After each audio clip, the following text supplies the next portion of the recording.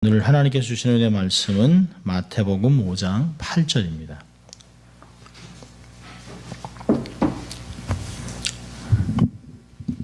마태복음 5장 8절.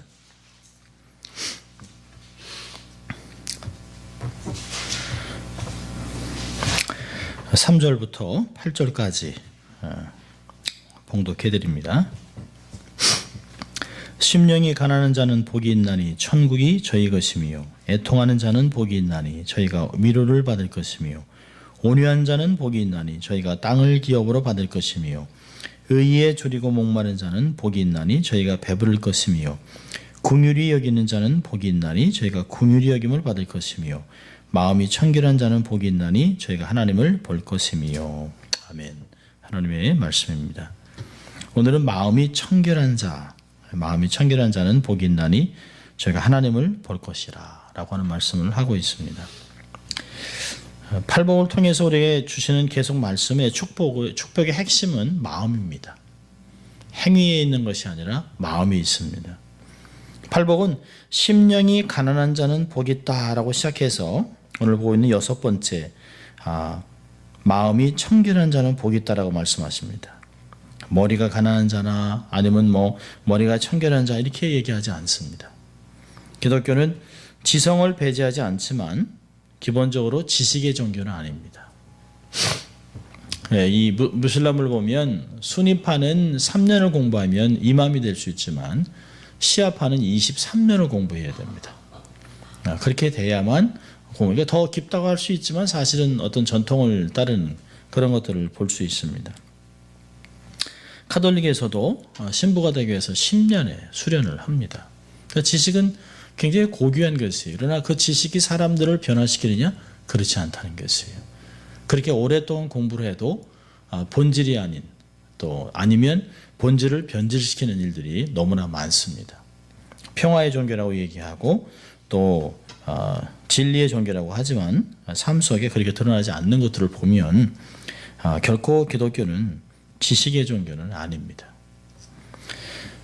또한 본문은 행위가 청결한 자는 복이 있다라고 하지도 않습니다. 기독교가 윤리와 도덕을 포함하지만 본질적으로 단순히 윤리적이거나 또 도덕적인 종교가 아니기 때문에 그렇습니다. 주님은 외모가 청결한 자와 의식이 청결한 자가 복이 있다라고 하지도 않으셨습니다. 율법을 지키고 열심히 의식에 참여하는 것은 귀한 것이죠. 그러나 기독교는 결코 율법의 종교가 아닙니다. 의식의 종교도 아닙니다. 그렇다고 해서 자유나 방종은 아닙니다. 성경 안에 많은 진리가 기록되어 있지만 이거에 묶어놓지는 않습니다. 요한복음 8장에 얘기한 같이 진리를 알지니 진리가 너희를 자유케 하리라. 정말 자유로운 종교예요. 그러니까 바리새인이나 서기관들이 율법 종교로 타락을 시켜놨습니다. 원래 하나님께서 율법을 주실 때도 그것이 마음의 할례를 받는 것들을 얘기하셨어요. 그런데 그것이 육신의 할례로, 육신의 행위로, 그래서 늘 보면 예수님 당시에도 손을 씻었느냐 안 씻었느냐, 예수님께서 오셔서 식사하는데 손을 씻지 않는 걸 보고 왜 당신은 장로의 유전을 따라 손을 씻지 않느냐라고 얘기합니다. 그때 예수님이 중요한 얘기 하잖아요. 사람의 입으로 들어가는 것은 사람을 더럽게 하지 않는다. 마음에서 나오는 것이 사람을 더럽게 한다는 이야기를 하신 걸 볼 수 있습니다. 행위에 포커스를 뒀던 자들을 주님은 외식하는 자, 평토장한 무덤, 회칠한 무덤 이런 이야기를 하셨던 것을 볼 수 있습니다. 행위는 너무 귀해요. 정말 시장에서 많은 사람들은 손을 들고 기도하고 큰 소리로 기도하고 정말 술이 긴 옷, 이렇게 좀 그런 아주 기도할 때 입는 옷들을 많이 입고 있지만 그들의 삶은 전혀 하나님이 원하는 것이 아니었던 것들을 우리는 볼 수 있습니다. 그러니까 기독교는 그런 의식 종교나 율법의 종교가 결코 아닙니다.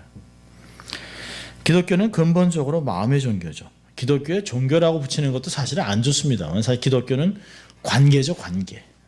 그렇지만 우리가 종교라고 얘기한다면, 다른 종교와 이렇게 비교를 한다면 기독교는 마음의 종교입니다.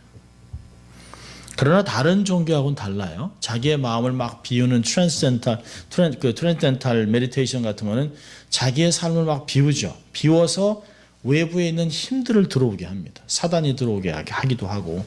사실 요가가 크리스찬들이 해야 될 것인가 생각해 볼 문제예요. 최근에 그 인도에 있는 크리스찬이나 인도 사람이 목사가 된 사람이 얘기했어요. 근본적으로 요가를 하면서 부르는 소리가 뭐냐면 그들이 자기의 마음에 있는 내면을 비우고 세상에 있는 모든 만신들이 자기의 삶에 들어오기를 바라고 있다는 것이에요. 그래서 인도 사람이 한국에서 신학교를 졸업하고 다시 인도로 가면서 그분이 얘기하셨어요. 한국 사람들이 요즘 너무 많은 사람이 요가에 이렇게 막 매달려 있지만 가만히 보면 인도에 있는 요기들이나 이런 사람들을 보면 외부에 있는 어둠의 영을, 어둠의 힘을 받지 않고서는 그렇게 할 수 없다는 것들을 이야기합니다. 기독교는 마음을 비우는 이유가 말씀을 담아놓기 위한 것이에요. 그리고 이 마음에 하나님이 통치하는 하나님의 나라가 온전히 이루어지는 말씀이 이 안에서 자리를 잡는 이 말씀이 이 삶에서 우리의 삶의 기준이 되는 걸 원하기 위해서 마음을 비우는 것이죠. 결코 불교같이 힌두교같이 다른 종교같이 마음을 비우는 무 상태로 가는 것이 아닙니다. 기독교는 마음의 종교이기 때문에 그래서 하나님은 언제나 우리의 마음의 중심을 보죠. 나는 사람들같이 사람의 겉모습을 보지 않는다. 나는 그 사람의 중심을 보느니라. 그 사무엘이 다윗에게 그 기름 붓기를 갔는데 형들을 보고 정치도 좋고 체격도 좋고 잘생긴 사람 저 사람이 왕 될 수 있겠다라고 할 때 하나님이 정확하게 얘기하자 나는 외모를 취하지 않는다. 마음의 중심을 본다고 얘기하고 있습니다. 전인격, 마음은 전인격의 중심을 얘기하고 있습니다. 그러니까 마음의 변화가 없이서는 행동이 변하지 않습니다. 그 사람이 마음이 없어. 우리가 그런 얘기하잖아요. 그 사람은 마음이 없어.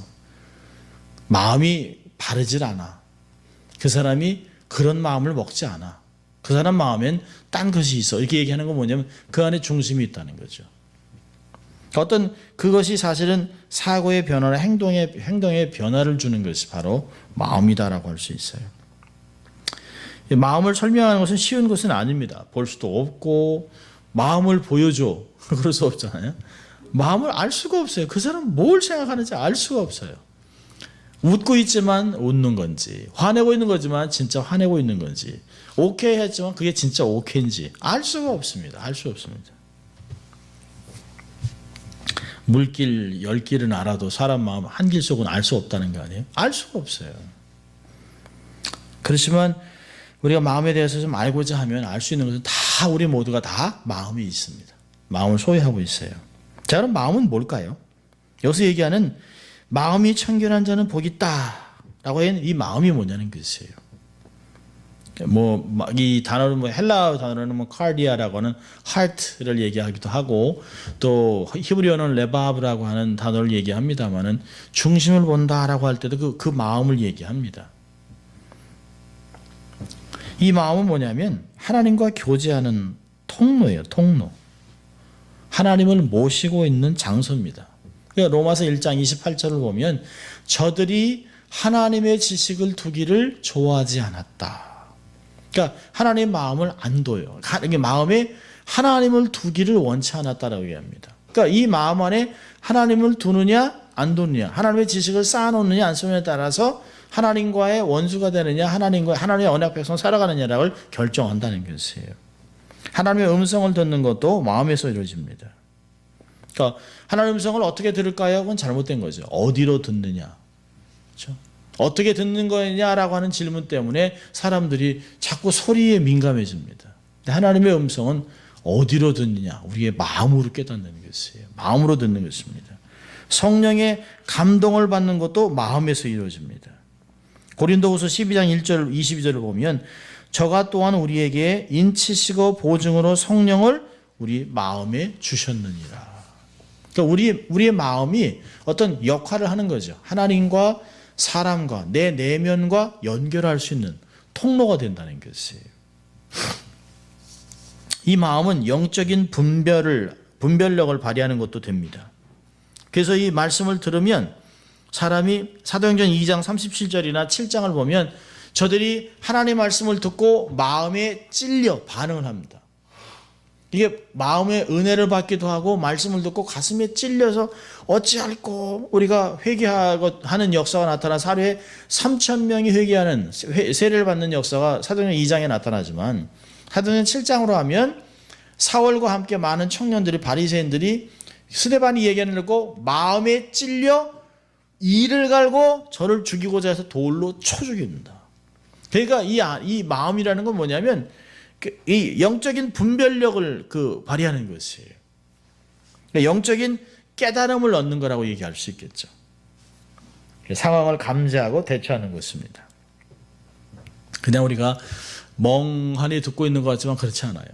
듣고 우리가 가끔 그러잖아요. 끄떡끄떡 하잖아요. 아니면 이럴 때도 있습니다. 들으면서 이럴 수 우리가 아주 다양한 반응을 하잖아요. 똑같은 걸 갖고도 뭐 박장대소한 사람이 있지만 어떤 걸 듣고 왜 저러지? 뭐 이런 표정도 있고요.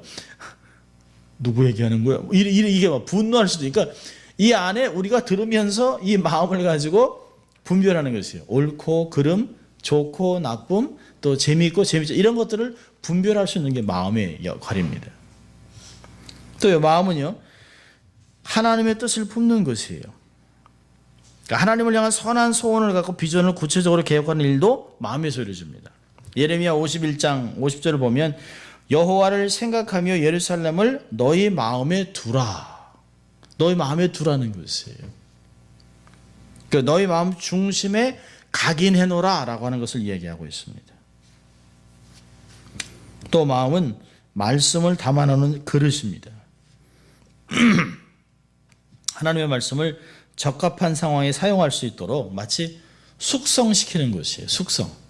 요즘 한국 음식들 보면 뭐 다양한 것들을 숙성시킵니다. 여기다 이렇게 숙성시키고 여기서 숙성시키고. 근데 숙성시킨 것과 안 진 것과는 맛이 다르다고 그래요. 빵도 숙성해 놓은 거 안 한 거 다릅니다. 요즘 한인타운에서 식빵 하나에 7불. 전 신문 뉴스를 보면서 이걸 먹어야 되나 이거. 99전 세트 가면 그런 것도 많은데. 이런 게 굉장히 많이 있어요. 그러니까 이제 다르죠. 맛은 다르죠. 뭔가 새로운 숙성을 하고 맛이 뭐 영양식이라고 합니다만은. 하여튼, 웰빙 음식에서 우리가 속기도 합니다. 이 숙성시키는 것이에요. 잠언도 그렇습니다만, 시편 119편도 11절 이런 말 하고 있어요. 내가 주께 범죄치 아니하리하여 주의 말씀을 내 마음에 두었다. 숨겨두었습니다. 담아놓았습니다. 그 얘기입니다. 그리고 이 말씀이 내 마음에 착 자리를 잡는 것이에요. 그리고 그것이 점점 말씀이 힘을 얻어서 내 마음에 영향력을 행사하는. 그래서 우리로 하여금 주의 말씀대 같이 주의 나라를 위해서 또 성령의 인도하심을 따라서 그렇게 우리가 생각을 하게 하는 것입니다. 그러니까 마음은 사람의 중심이에요. 마음을 성경은 인격이라고 얘기합니다. personality. 마음은 인격의 중심입니다. 그러니까 마음이란 자체가 그 사람을 드러내는 것이에요. 그 마음에 무엇이 있느냐. 그래서 잠언서 4장 23절에 그러잖아요. 무릇 지킬 만한 것 중에 마음을 지키라. 이에서 생명의 근원이 남이니라. 참 우리가 말을 실수한 게 아니죠. 마음을 관리 못해서 그 말이 튀어나간 거예요. 우리가 내가 그때 이 주먹이 이게 왜 그럴까요? 왜 우리가 그런 행동을 했을까요? 마음을 관리하지 못했기 때문에 통제가 안 된 것이에요.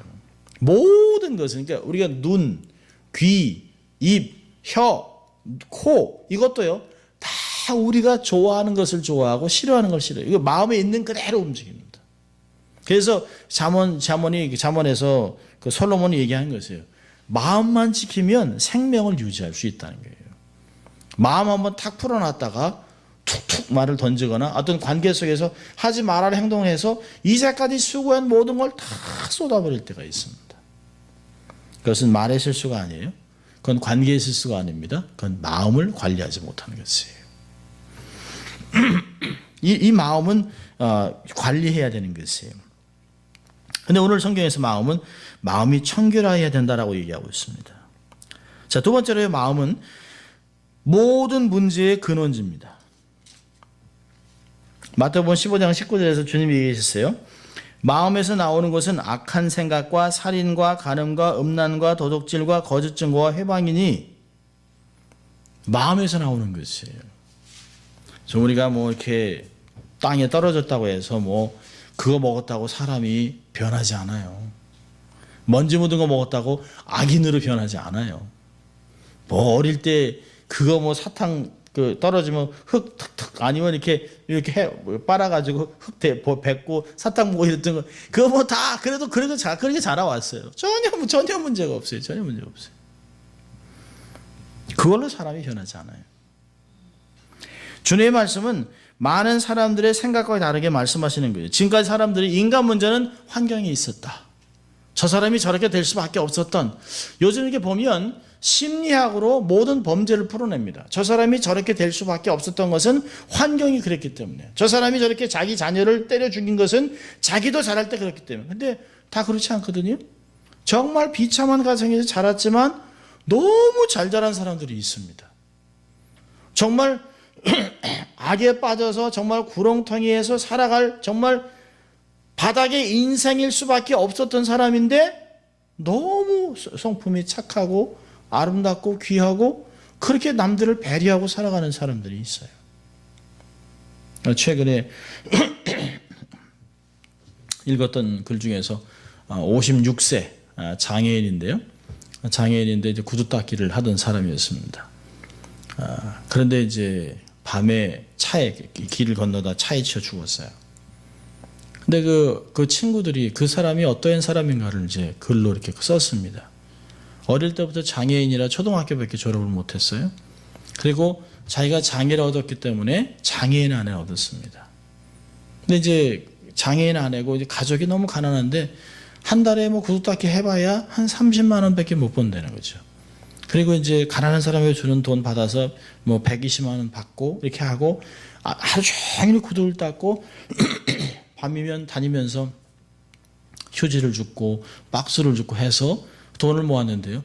박스를 줍고 모든 돈을 자기가 한 달에 구두 닦고 하루 종일 하루에 10시간씩 해서 30만 원을 버는 사람이 박스를 줍고 다 해가지고 15만 원을 독거노인들, 가난한 사람들을 도왔다는 거예요.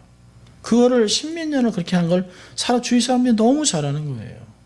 자기는 살아있는 게 너무 감사하고 결혼한 것도 감사하고 자녀가 있는 것도 감사하고 주위에서 볼 때는 곰팡이 나는 집에서 그런 데서 살아가면서 뭐가 이렇게 좋다고. 근데 그 가운데서 가난하고 힘든 사람이 있으면 가서 적극적으로 도왔던, 할 수 있는 대로 도왔던, 정말 장애인이고 그랬지만 그 사람은 정말 사회에 대해서 감사하고 정말 많은 사람에게 사회에다 오히려 환원을 했던 그런 사람이었습니다. 장례식이 쓸쓸한 장례식이 될 뻔했지만 오히려 친구들이 와서 그 사람이 얼마나 아름다운 인생을 살았는가를 드러낸 것을 볼 수 있습니다. 환경이 있지 않아요. 근본적인 것은 마음에 있습니다. 마음을 어떻게 갖고 있었느냐. 그런데 이 마음을 관리하지 못했기 때문에 이 문제가 폭발하고 터지는 것이에요.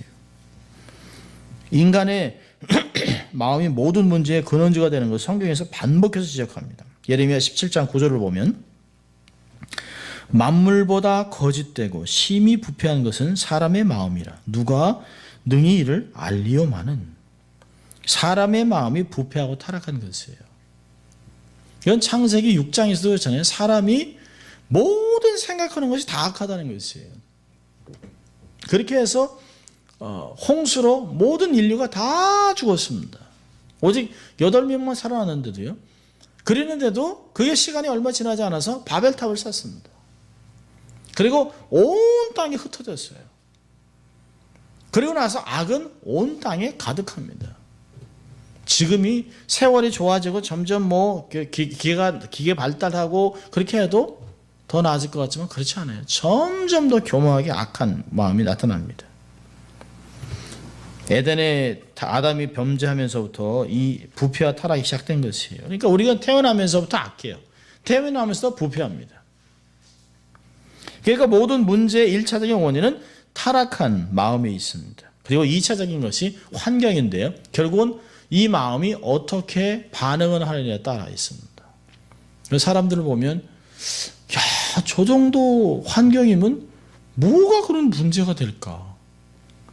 아니, 저 정도 재력을 가지고, 저 정도 배경을 가지고, 저 정도 부모님께 사랑받고, 부모님이 원하는 거 다 해주는데, 아니, 어째서 저렇게 타락을 하고, 부패하고, 자기 인생을 저렇게 망치고 살아갈까? 그건 마음이 바뀌지 않는 거예요. 만족함이 없어요. 마음이 제한선이 없어졌어요. 그냥, 그 시편 73편에 있잖아요. 악인은 자기의 마음이 원하는 것보다 더 많은 것들을 누린다고 그런다는 것이죠. 욕심의 끝도 없습니다. 그래서 마음을 통제하고 마음을 관리하고 마음의 변화가 필요한 것입니다. 그래서 오늘 본문에서는 5장 8절에 마음이 청결한 자는 복이 있다라고 얘기하는 것입니다.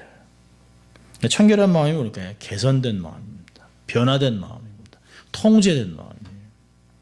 자, 청결한 마음을 한번 볼까요? 청결한 마음은 뭘까요? 청결한 마음은 첫째로 온전한 마음입니다. 온전한 마음. 나누어지지 않은 마음. 나누지 않은 마음, 온전한 마음입니다. 하나님께 사람을 창조할 때는 한 마음이었어요. 하나님의 마음, 하나님을 향하고 있었고 하나님을 사랑하고 하나님을 경외하는 그런 온전한 마음이 있었습니다. 마음의 중심에는 하나님밖에 없었어요. 그런데 마귀가 들어와서 유혹을 하니까 하나님처럼 되고자 하는 마음이 생겼죠. 하나님을 벗어나고자 하는 마음이 생겼죠. 자기를 높이고자 하는 마음이 생겼죠. 자기를 위해 살고자 하는 마음이 생겼죠. 온갖 욕망과 사욕이 들어와서 내가 하나님같이 되겠다 라고 했던 마음이 여러 가지 마음으로 마음의 방향이 분산됐습니다. 얼마나 어리석습니까? 하나님의 형상을 가지고 있는 사람이에요. 모든 만물은 자기를 볼 때 하나님의 대표자 하나님을 보는 것이에요. 부전자전 같이 우리의 형상은 하나님의 형상을 갖고 있는 것이에요. 그런데도 불구하고 말씀에 속잖아요. 이미 하나님과 같은 사람인데 하나님의 형상을 갖고 있는 사람인데 너 이거 먹으면 하나님과 된다라고 하는 말에 마음이 갈라져 버리는 것이에요.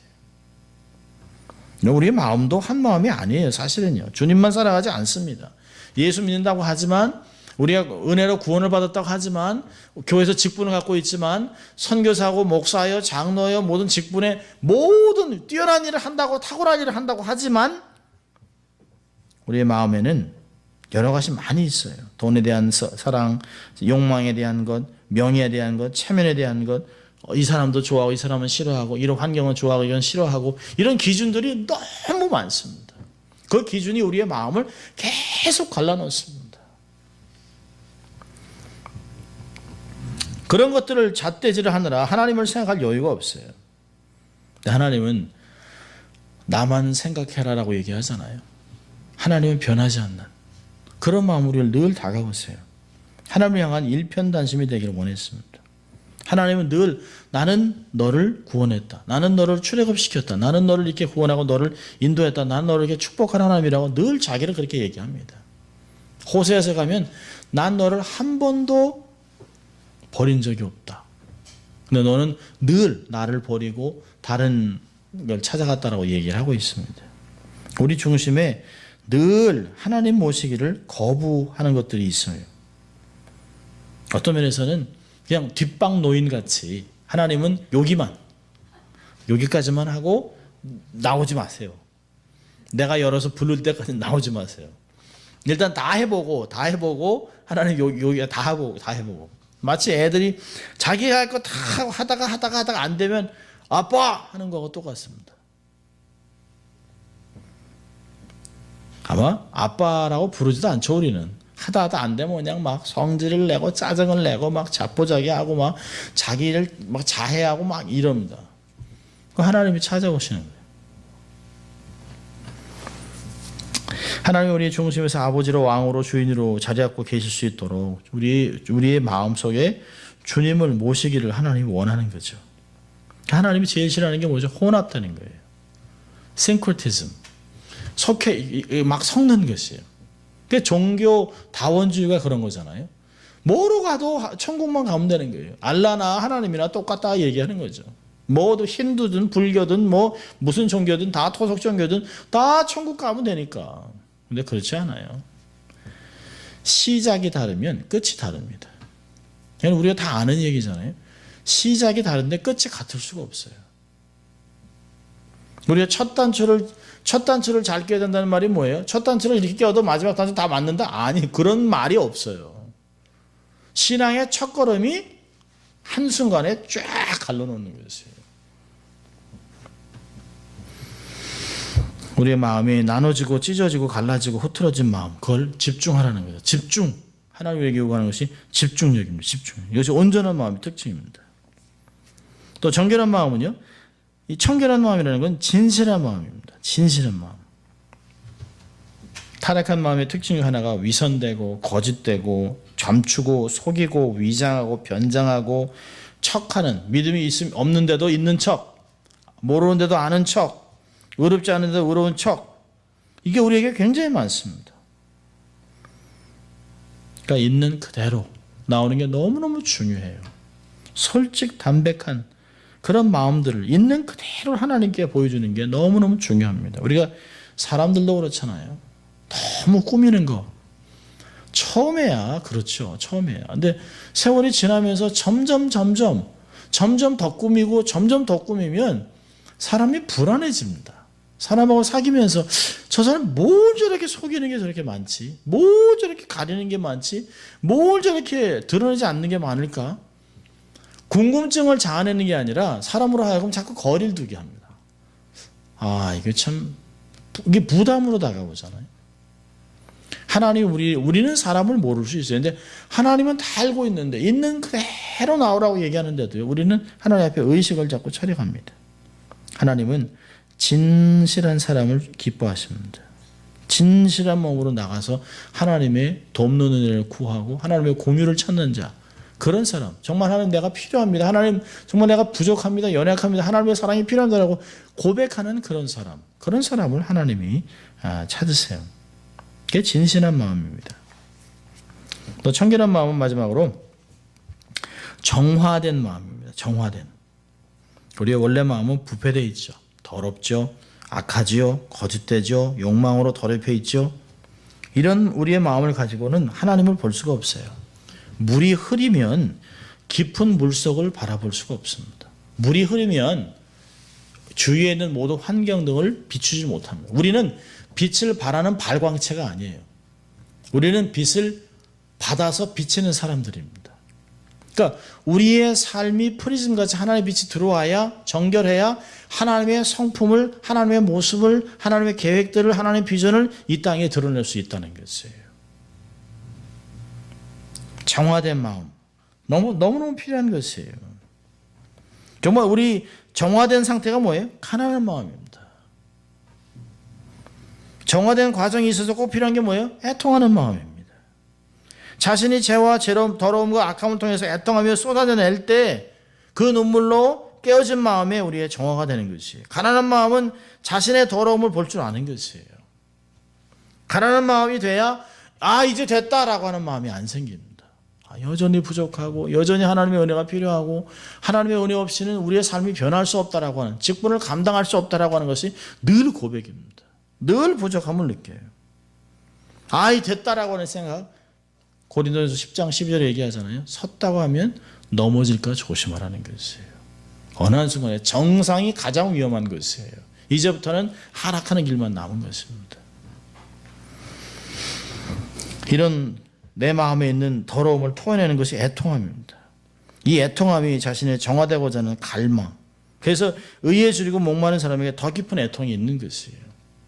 많은 사람이 그럽니다. 기독교들 그렇게 밤낮 회개하고 밤낮 눈물 흘리고 그럽니까? 카톨릭 성도들이 훨씬 더 죄 사함의 자유함이 있습니다. 이게 신학적인 문제예요. 재밌죠? 신부한테 가서 고해성사를 하면 신부가 죄 용서를 해줘요. 그러면 죄 용서 받았다고 생각합니다. 그런데 사실은 거기에 그 깊이를 모르는 것이에요. 우리가 주님 앞에 나가서 죄 용서함을 구하잖아요. 그럼 주님이 용서하세요. 용서를 받았습니다. 우리가 신부한테 갈 필요가 없어요. 목사한테도 올 필요가 없어요. 만인제사장이 그런 것이에요. 모든 사람이 주님께 나와서 예수님의 이름으로 기도하면 다 용서받습니다. 자, 그런데요, 또 그 마음에 정말 안타까움이 생겨서 눈물 흘리는 건 모를까요? 그전에는 행위 때문에, 그 행위 때문에 내가 그 마음이 아팠지만 지금 뭐죠? 그 행동을 한 마음 때문에 아픈 거예요. 내가 어떤 사람을 때렸어요. 때려서 그거 잡혔어요. 그래서 내가 용서를 구했어요. 용서 받았어요. 모든 케이스가 다 정리했습니다. 그런데 세월이 지나면서 점점 그 내가 때린 사람하고 점점 관계가 좋아지고 가까워지면서 어떤 마음이 들까요? 나 이 좋은 사람을 내가 왜 이렇게 했지? 라고 해서 아파하는 거예요. 점점 더 그 사람의 마음을 알아가는 거죠. 가톨릭 신자들은 이해할 수 없는 것들이에요. 똑같은 것을 반복해서 용서되지 않았기 때문에 자꾸 구하는 것이 아니에요. 용서를 받았기 때문에 더 깊은 애정들을 갖고 얘기하는 것이에요. 남편에게, 아내에게, 자식에게, 하나님에게 정말 그러지 말았어야 되는데 왜 그랬을까? 내가 성숙하지 못했던 것, 그런 것들 때문에 자꾸 하나님 앞에 점점 더. 이렇게 더러운 곳에 콕 찍었을 때는 모르죠. 그런데 하얀 종이에 딱 찍으면, 파란 종이에 찍었을 때보다 흰 종이에 찍으면 금방 드러나는 것 같아요. 점점 마음이 정화되는 것이죠. 점점 더 성화되는 것을 이야기하고 있습니다. 그러니까 신앙생활이 깊어질수록 줄이고 목마르고 애통해하는 것이 더 많을 수밖에 없어요. 신앙이 깊은 사람일수록 더 깊은 회개가 나오는 것은 그건 당연한 것이에요. 정화된 마음에 하나님이 자신을 비춰주기 때문에 하나님의 거룩한 영광을 보고 나서 바르게 설 수 있는 사람이 없어요. 하나님, 내가 부족합니다. 그러니까 절대적인 거룩을 보니까 내가 갖고 있는 신앙이라는 거, 내가 갖고 있다고 한 이 성숙이라는 거, 이거 아무것도 아니에요. 더 깊은 곳으로 나아가게 되어 있습니다. 물결이 흔들리고 혼탁할 때는 속도 들여다보지 않죠. 주변의 경치도 담아서 보여줄 수도 없어요. 그런데 정말 정화되고 흔들림이 없으면 속도 조여보고 아름다운 주위의 경치가 물에 비쳐 보이게 되는 것이에요. 우리의 마음도 이와 같습니다. 청결한 마음이란 나눠지고 분열된 마음이 아니라 하나님께 집중된 마음, 위장되고 감춰지고 변정된 마음이 아니라 진실한 마음, 하나님 앞에서는 가난한 마음입니다. 청결한 마음은 죄와 더러움을 발견해서 보혈로 씻는 그런 마음들을 이야기하고 있습니다. 이런 마음을 가진 사람만 하나님을 볼 수 있어요. 자, 그렇다면 어떻게 하면 이렇게 우리가 청결한 마음을 유지할 수 있을까요?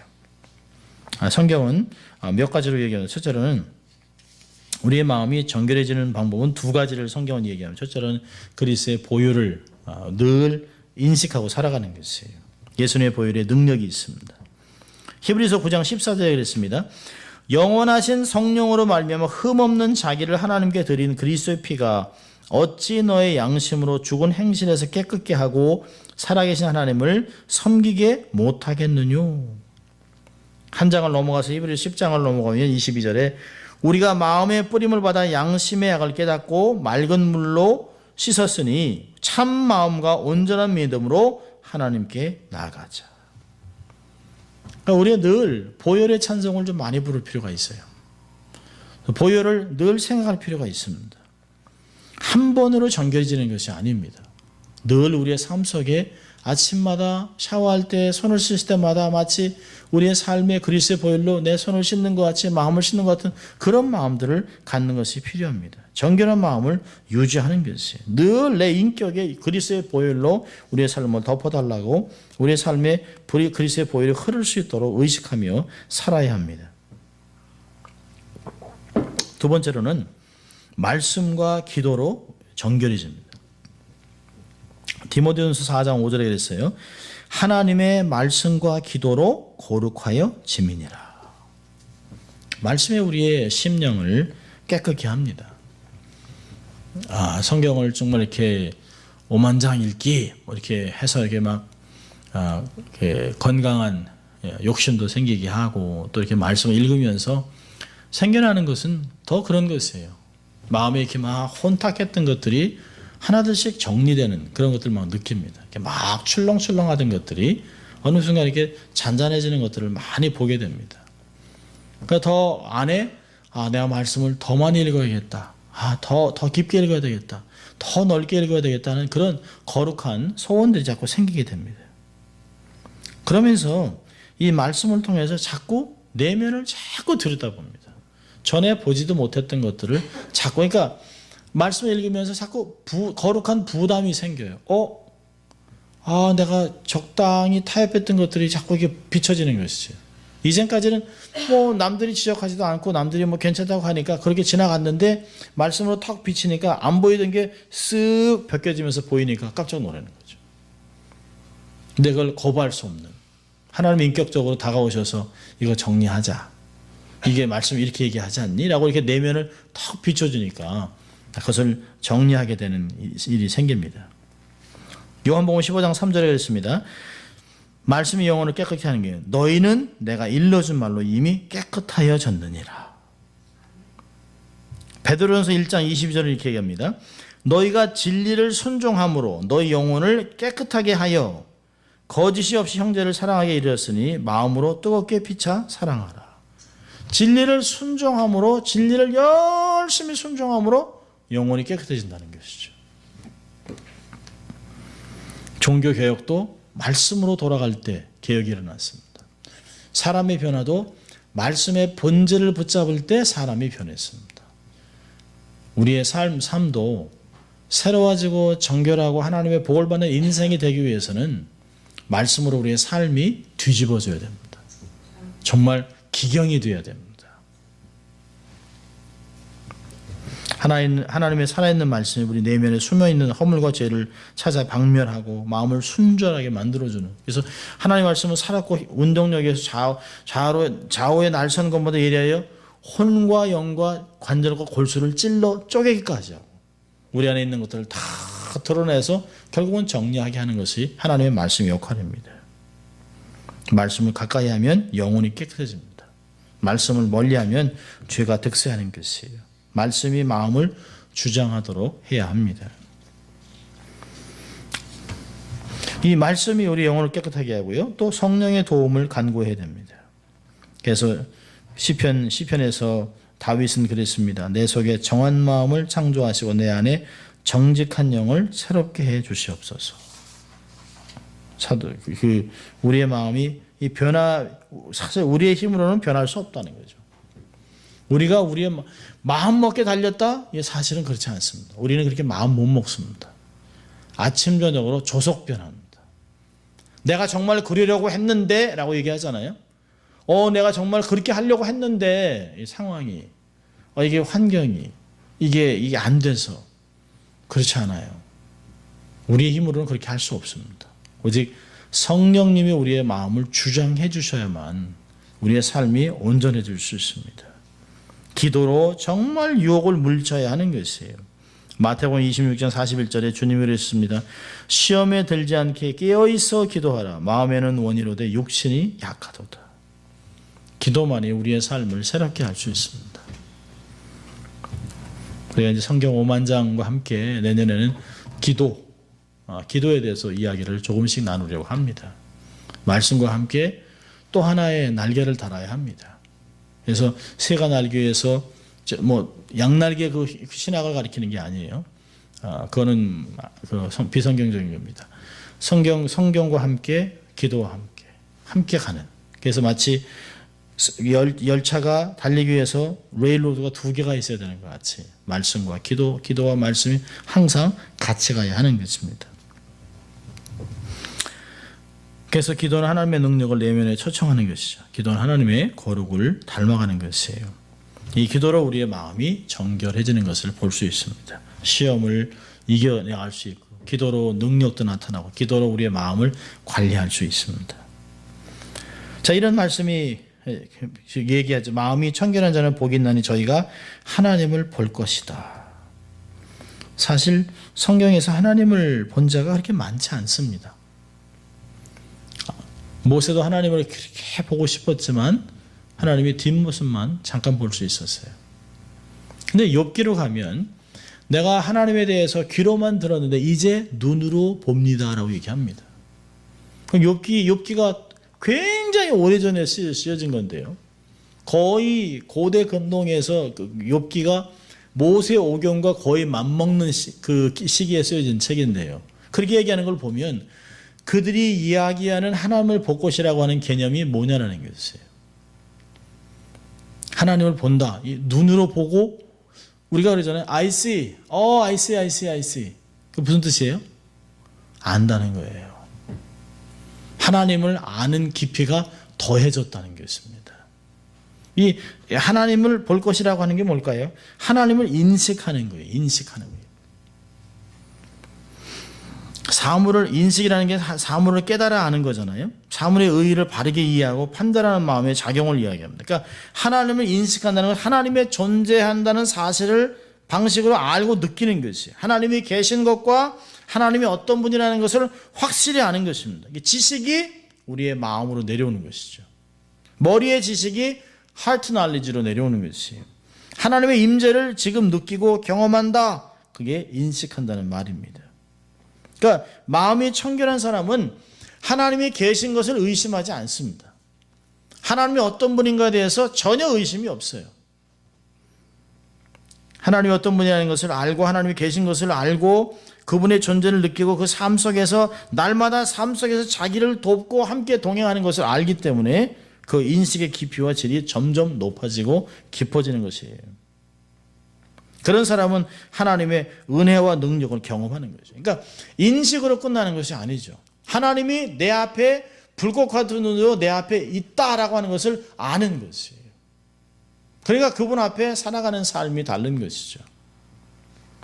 그분이 내 삶에서 간섭하시고 다스리시고 우리 삶 속에서 딸을 따라 도는 은혜를 주시고 내 모든 능력과 지혜를 받아 하나님의 필요한 모든 것이 내 지혜를 뛰어넘는, 그래서 내 삶 속에서 모든 것을 주시기 때문에 어떤 상황 속에서도 하나님과 승리하며 삶을 살 수 있다. 내가 어떤 상황에서도 주를 위해 주의 사역을 감당할 수 있습니다라고 하는 빌립보 4장의 사역을 고백하는 것이에요. 마음이 청결한 사람에게는 하나님은 살아계신 하나님입니다. 삶 속에 역사하신 하나님이에요. 내 삶에 청결하지 못하고 삶에 어떤 죄가 튀어 들어가고 내 삶에 다른 것이 이게 끼어 들어가니까 자꾸 의심이 생기는 거죠. 이제까지 하나님이 정말 내 삶을 기가 막히게 인도하셨는데 왜 의심하냐는 것이에요. 무엇이 나로 하여금 내 정결한 마음을 흔들어 놨냐는 것이에요. 이제까지 하나님의 은혜가 이렇게 깊었음에도 불구하고 이제까지는 그랬지만 앞으로에 대한 막 미리 당겨서 의심하고 걱정하고 근심하는 이유가 뭐냐는 거죠. 내 삶에 청결함이 무너졌다는 것이죠. 믿음이 흔들리게 하는 세상의 어떤 것들에 내 삶을 열어놨다는 것이에요. 하나님 앞에 마음이 청결한 마음은 하나님에 대한 의심이 없습니다. 하나님을 경험하고 살아가요. 내 삶의 은혜와 복과 능력을 보여주신 하나님이라는 것을 확실하게 믿고 살아가는 사람입니다. 마음이 청결한 자가 받는 복은 또 하나 마지막으로 동행합니다. 하나님과 동행하는 삶이에요. 에녹이 하나님과 동행했습니다. 노아가 하나님과 동행했습니다. 아브라함이 하나님과 동행했습니다. 여호수아가 하나님과 동행했습니다. 모세가 하나님과 동행했어요. 동행이라는 게 뭘까요? 깊은 교제를 나눴다는 것이죠. 하나님과 깊은 교제. 그분과 동행하면서 생각하고 계획과 방향을 주님께 문의하고 영으로 대화하고 친밀한 관계. 동행이라는 건 친밀함입니다. 친밀함. 거침없는 대화, 거침없는 질문, 하나님께 요구. 우리 언제부턴가 신앙생활을 하면서 어린아이 같은 마음이 없어졌어요. 하나님께 나가는데도 구색을 맞춰야만 됩니다. 기도도 하려면 발동을 거는데 너무 오래 걸려요. 아버지 이렇게 하면 되는데요. 이 어떻게 해야 될까? 이게 어떻게 길을 잃어버린 거예요. 길을. 근데 다 내려놓고 아버지 하고 나가면 되는 건데요. 동행하는 삶 얼마나 행복한지 몰라요. 마음이 청결한 이 땅에 사는 동안 주님을 인식하고 살아가면서 주님의 은혜를 경험하고 더 나아가서 주님의 나라에서 주님과 함께 영원히 살며 주님을 더욱 분명하게 확실하게 보고 온전하게 알게 될 것입니다. 반대로 한다면 마음이 청결하지 못한 자는 주님을 인식도 못해요. 경험도 못합니다. 정말 하나님을 알 수도 없어요.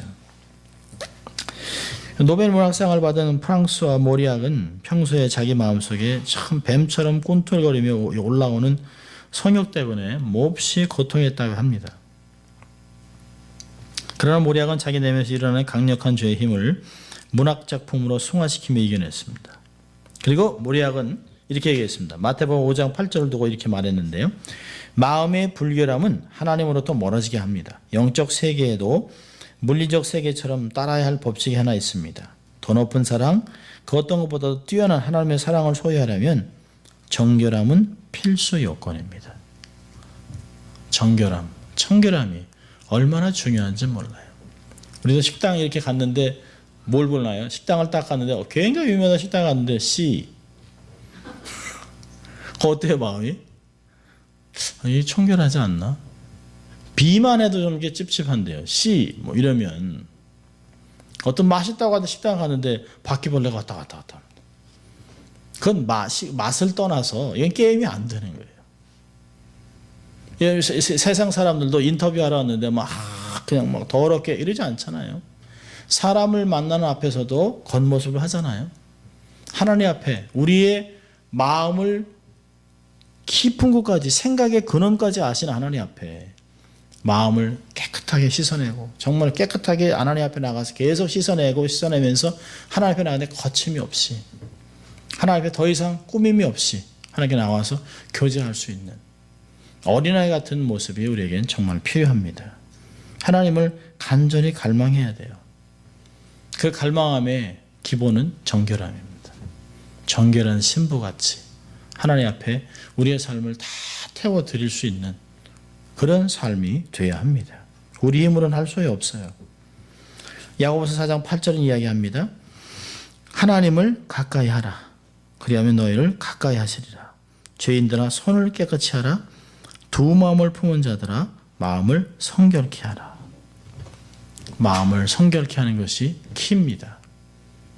고난 때문에 막 힘들어하고 마음이 갈라지는 사람들에게 마음을 잡으라는 것이 하나님 앞에 정결하게 작은 죄라도 즉시 자백하고 또 하나님께 용서하며 가서 깨끗함을 받고 또 성경을 읽고 묵상하는 시간을 늘리고 마음에 성경의 진리로 채워지고 그러면 살아있는 하나님의 말씀이 우리의 마음을 점점 이전보다는 더 깨끗하게 전에 생각했던 그런 것들이 점점 정리되면서 하나님 앞에 조금 더 가까이 가는 성숙해지는 삶이 될 것입니다.